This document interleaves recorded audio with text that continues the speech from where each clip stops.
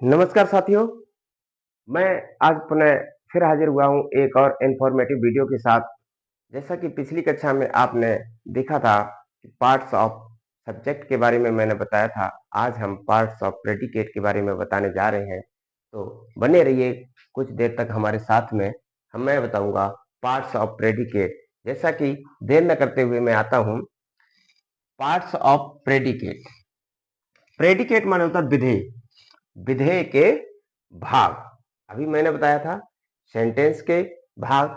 Sentence में दो भाग होते हैं मुख्यतः, एक होता है सब्जेक्ट, एक होता है प्रेडिकेट। सब्जेक्ट के भागों के मैंने पढ़ चुका हूं और प्रेडिकेट के भागों को मैं बताऊंगा। देखते हैं। प्रेडिकेट के मुख्यतः तीन भाग होते हैं। माना कि हमारा यहां से यहां तक इतना अगर मेरा प्रेडिकेट है, ये मेरा सब्जेक्ट है, तो प्रेडिकेट के मुख्यतः तीन भाग हैं। एक है वर्ब, दूसरा है ऑब्जेक्ट, तीसरा है कॉम्प्लीमेंट। ठीक है, तो वैसा ही मैं दिखा रहा हूं। सबसे पहले वर्ब, ऑब्जेक्ट, कॉम्प्लीमेंट। वर्ब माने होता है क्रिया, कर्म, और कॉम्प्लीमेंट मीन्स होता है पूरक क्रिया। नंबर एक, वर्ब। वर्ब के दो भाग होते हैं। वर्ब के भी दो भाग होते हैं। कौन कौन से? एक होता है नंबर वन, हेल्पिंग वर्ब।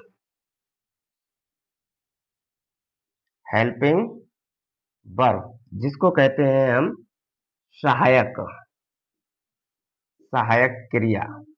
ये कर्ता द्वारा किए गए कार्य के टेंस को निर्धारित करने में मदद करती हैं, इसलिए इनको सहायक क्रिया कहते हैं। और नंबर टू है मैन वर्ब। मैन वर्ब मान कहते हैं मुख्य क्रिया। ये मैन क्रिया होती है। जैसा कि मैंने कई बार आपको बताया भी है कि दुनिया में ऐसा कोई वाक्य नहीं हो सकता जिसमें एक मैन वर्ब ना हो। There are no verb, there are no sentence in the world without main verb या विदाउट वर्ब। बिना वर्ब के दुनिया में कोई भी सेंटेंस नहीं हो सकता। If there is only a verb, if there is only a word, that must be a verb. यदि किसी सेंटेंस में केवल एक ही शब्द है तो निश्चित रूप से वह क्रिया ही होगी। तो मेरे कहने का मतलब यह है कि सेंटेंस को होने में एक क्रिया का होना बहुत ही आवश्यक है। इसलिए ये होती है मैन वर्ब। बिना मैन वर्ब के कोई सेंटेंस नहीं बन सकता। अब मैं साथ ही साथ बताता चलूं कि हेल्पिंग वर्ब होती कौन है। जैसे do, does, is, am, are, was, were, has, have, had, will, shall. इसी तरह की ये क्रियाएं होती हैं, वो होती हैं, उनको कहते हैं हेल्पिंग वर्ब। मैन वर्ब में क्या होता है? जैसे डू, गो, राइट, फ्लाई, किराई, ईट। ठीक है, और बहुत सारी इसी तरह से क्रियाएं होती हैं। ये हजारों में हो सकती हैं। अब नंबर टू है ऑब्जेक्ट। ऑब्जेक्ट के भी दो भाग हमारे पास होते हैं। Number one, indirect object. ठीक है, और number two, direct object. Indirect object निर्जीव वस्तुओं से मिलकर बनता है। इसे हम कर्ता से हूं का प्रश्न करने पर प्राप्त करते हैं। नंबर जैसे राहुल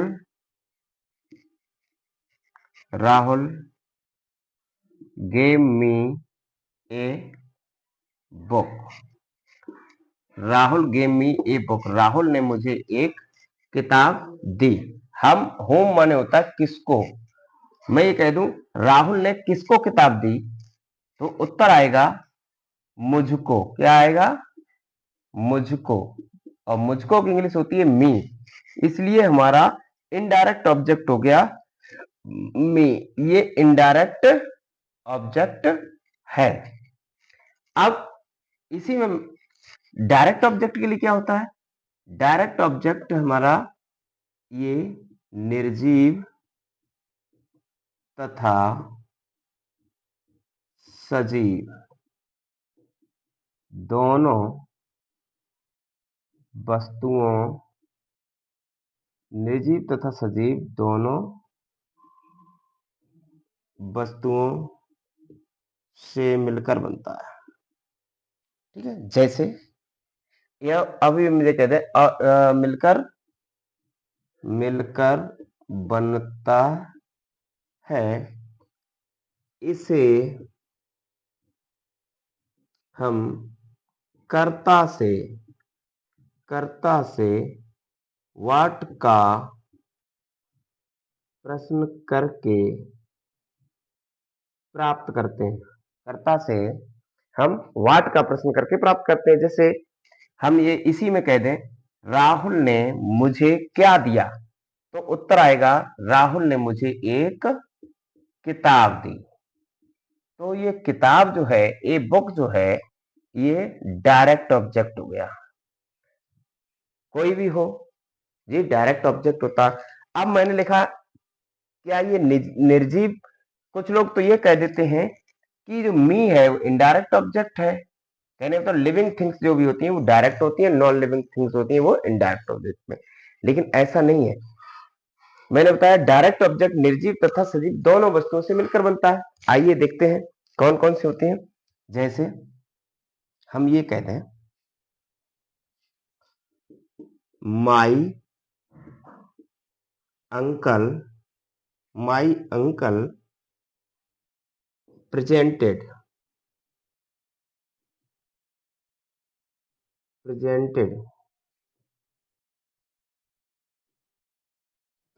मी ए डॉग। मेरे अंकल ने मुझे एक डॉग उपहार में दिया। तो मैं कहते किसने एक डॉग किसने दिया, मतलब मेरे अंकल ने किसको दिया या उपहार किसको दिया। हु माने होता किसको, तो आ जाएगा मुझको। ये हो गया इनडायरेक्ट ऑब्जेक्ट। अब क्या दिया? ए डॉग दिया। क्या के लिए? बाट का कोड लगाएंगे तो ये हो जाएगा डायरेक्ट ऑब्जेक्ट। अब ये डॉग है क्या चीज? लिविंग थिंग्स है या नॉन लिविंग थिंग्स है? लिविंग थिंग्स है। तो ये भी मुझको भी लिविंग थिंग्स है, ये भी लिविंग थिंग्स है। तो इनडायरेक्ट ऑब्जेक्ट के लिए हमें लिविंग थिंग्स तथा नॉन लिविंग थिंग्स दोनों ही हमारे लिए हो जाते हैं। अब तीसरा भाग और महत्वपूर्ण भाग है। महत्वपूर्ण तो सभी होते हैं, लेकिन तीसरा कंप्लीमेंट है वो भी हमारा महत्वपूर्ण ही होता है। देखते हैं कंप्लीमेंट के भाग। और कंप्लीमेंट होता है, कंप्लीमेंट होता है पूरक। जो किसी के नाउन या प्रोनाउन किसी भी शब्द का अर्थ पूरा करे उसे कंप्लीमेंट कहते हैं। इसके मुख्यतः दो भाग होते हैं। नंबर 1 एक होता है सब्जेक्टिव कंप्लीमेंट,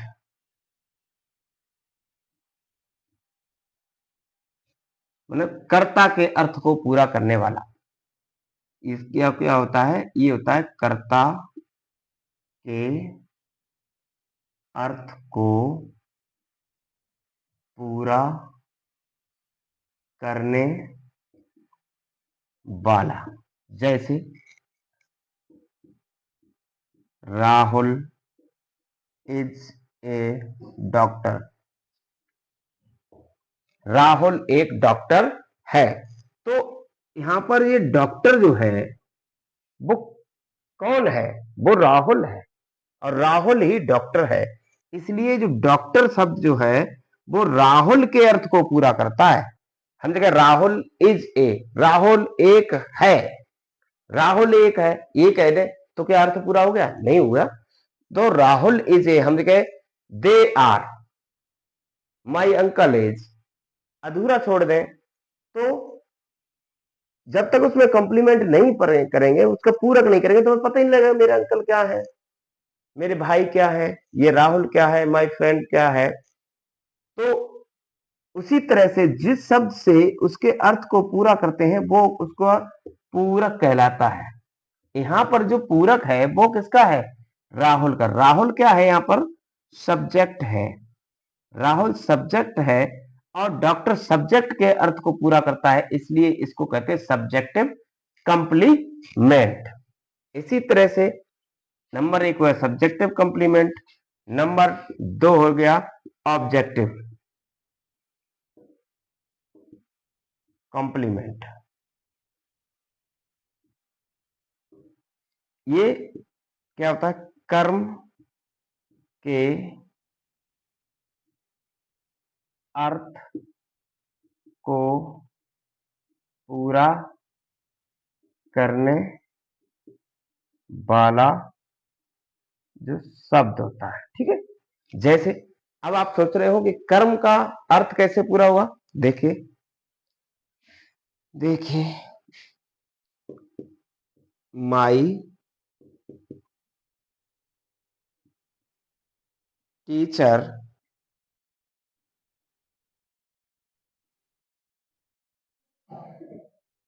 चूज्ड मी, मेरे टीचर ने मुझे चुना, मेरे टीचर ने मुझे चुना। क्या चुना? अब यहां कहते हैं ऑफ माई क्लास। कितना भी कर लो लेकिन इस सेंटेंस का अर्थ क्लियर नहीं हो सकता है, इस मी का अर्थ क्लियर नहीं हो सकता। यहां पर मी जो है वो क्या है? ऑब्जेक्ट है कैसा ऑब्जेक्ट? मेरे टीचर ने किसको चुना? इनडायरेक्ट ऑब्जेक्ट है। क्या चुना? पता ही नहीं। तो इसलिए my teacher choose me the best best student